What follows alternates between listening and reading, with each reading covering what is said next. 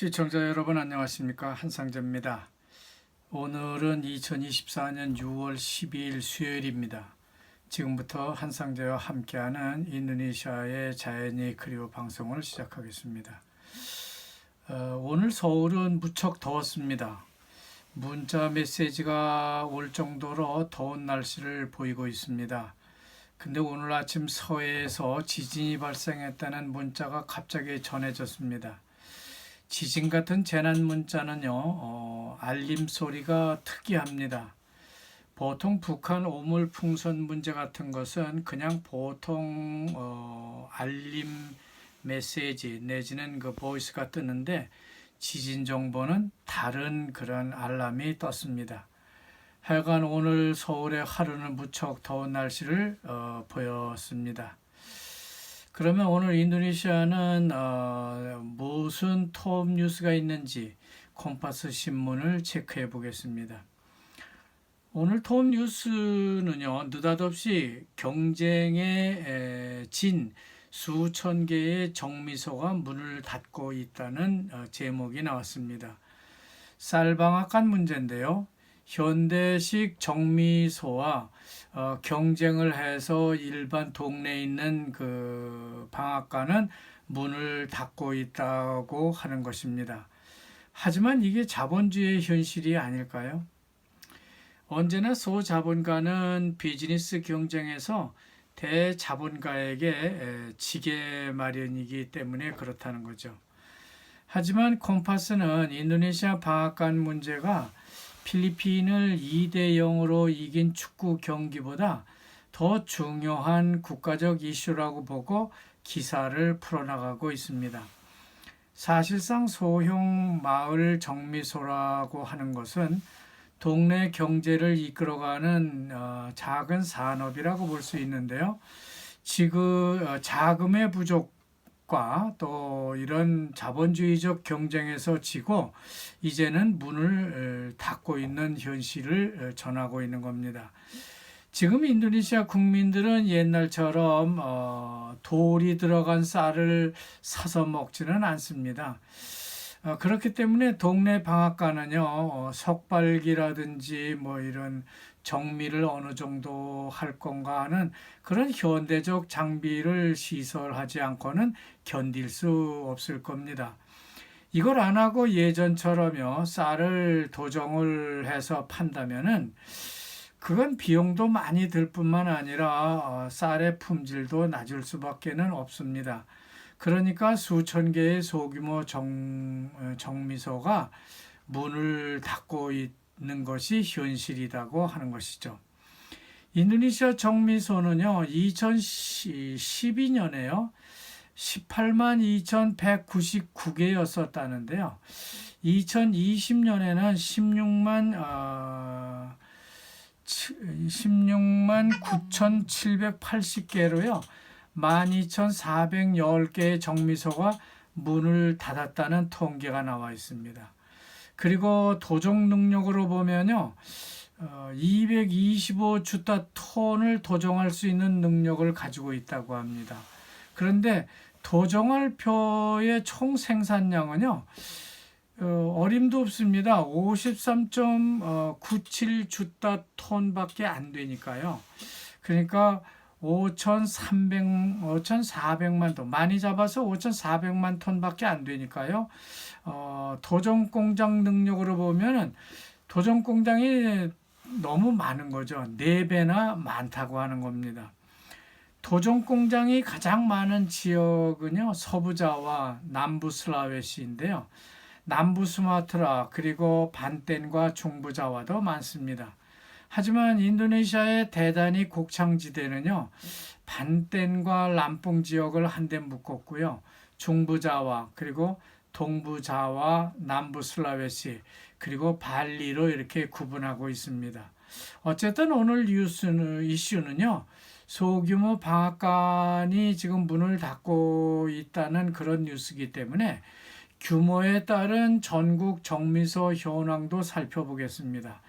소규모 정미소가요, 16만 1,401개로 0.06%를 차지하고 있다고 합니다. 그러니까 90%, 95% 이상이 소규모 마을 정미소, 그러니까 우리말로 방앗간이라는 거죠. 중급이 7,300여 개로 4.3% 정도 되고요. 그리고 대형 현대식 정미소가 1,056개로 0.62%를 차지하고 있다고 합니다. 그러니까 대형 정미소가요, 근 20만 개 소형 정미소를 대신하고 있는 것이죠.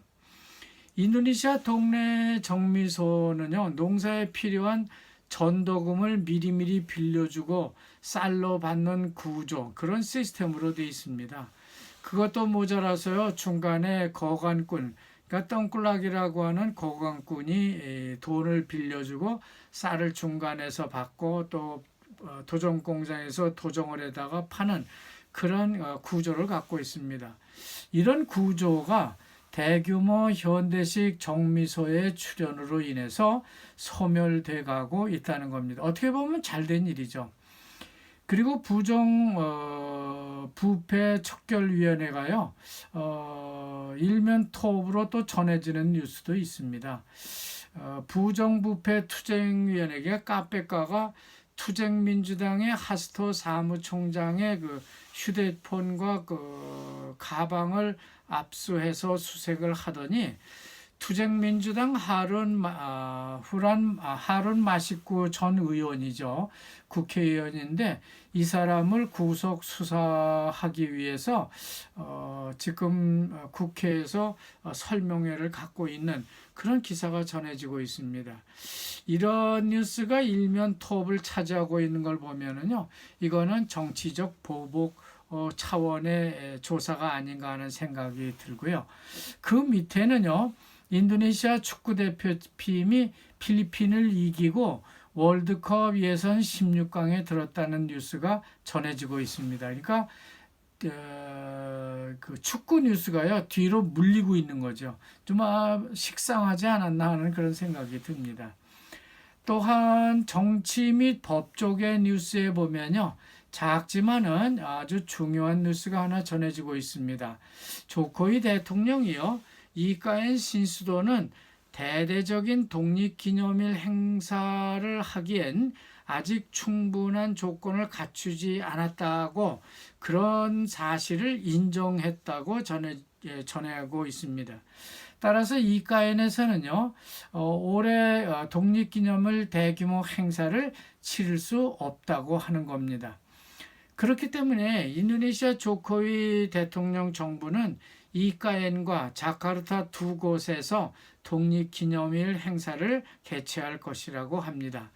신수도에서는요, 조코이 대통령과 프라보우 대통령 당선자가 행사를 진행하고 자카르타에서는 마룻 아민 현 부통령과 기브란 부통령 당선자가 메르데카 궁에서 독립기념일 행사를 치르겠다고 하는 겁니다.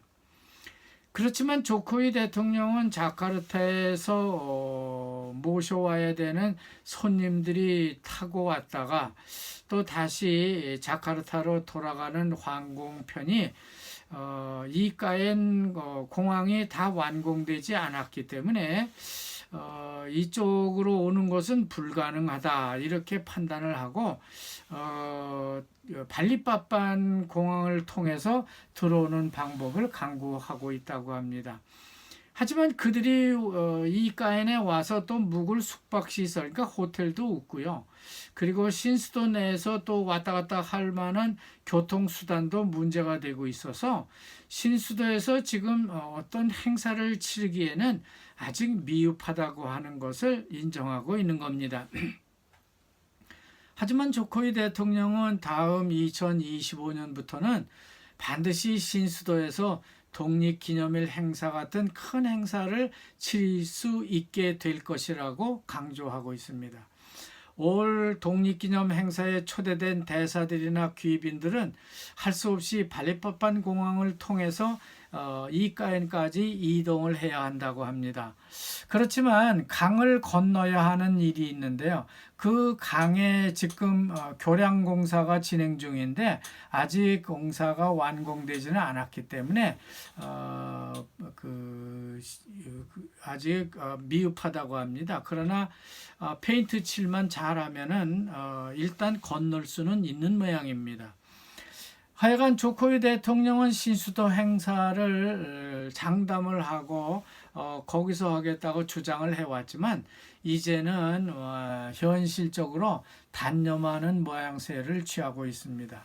결국 자카르타와 신수도 이 두 곳에서 독립기념행사를 치르게 되었습니다. 비용만 늘어나게 된 거죠. 자, 오늘은 수요일 만평을 보는 날입니다. 오늘 만평은요, 석탄광산 터널 앞에 종교 오르마스 지도자들이 줄지어 서 있고요. 광부가 곡괭이를 들고 있는 장면을 그려내고 있습니다. 광부 앞에는요, 오르마스 광산이라고 하는 팻말이 붙어 있고요. 무너질 위험이 있으니까 주의하세요라는 표식이 있습니다. 그러니까 애누의 석탄광산 허가 취득을 비꼬는 만평인데요. 거기 줄 서 있는 그 오르마스 지도자, 그러니까 애누 지도자들이요, 깜짝 놀라는 그런 표정을 짓고 있습니다. 자, 오늘은 여기까지 이슈를 살펴봤습니다. 시청자 여러분, 대단히 감사합니다.